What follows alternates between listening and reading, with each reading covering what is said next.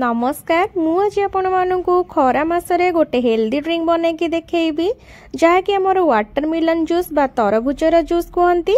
मुझे प्रथम grinder cup रे तरबुज को काटी नहीं जाइए सहित धनिया पुदीना एवं धला लुण कला लुण आउ अल्प गोलमरिचर गुंड दे दौची। एबे से मु स्वाद हिसाब रे चीनी दौची। आपन को जेतिकी मीठा दरकार आपन से हिसाब रे चीनी देबे।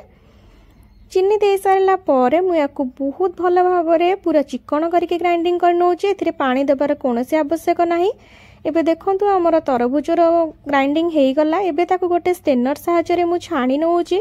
जदि किछि बा मंजी किंबा किछि खदड़ा थिबो से सब एथिरे रही जिवो एवं हमर जूस पीला बेले पाटी रे बिल्कुल भी खदड़ा लागिवनी। एठी देखंतु मैं खदड़ा अंश को बाहर कर नौची। एबे सेथिरे मु लेंबू चिपुड़ी दौची। लेंबू चिपुड़िले आमर जूस बहुत बढ़िया बनब। तापर मुझे टिके चाट मसला पकई दौची। ए सब को देकी भल भाव में मु चामच साहाय्य गोले नौची। एबे आमर वाटरमेलन जूस बनिकी रेडी हो गला।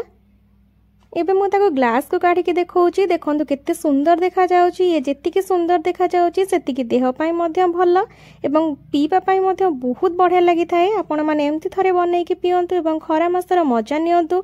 घर को आसीथिबा गेस्ट मान को दियंतु एवं केमिति लागिला मते कमेंट करी जणांतु।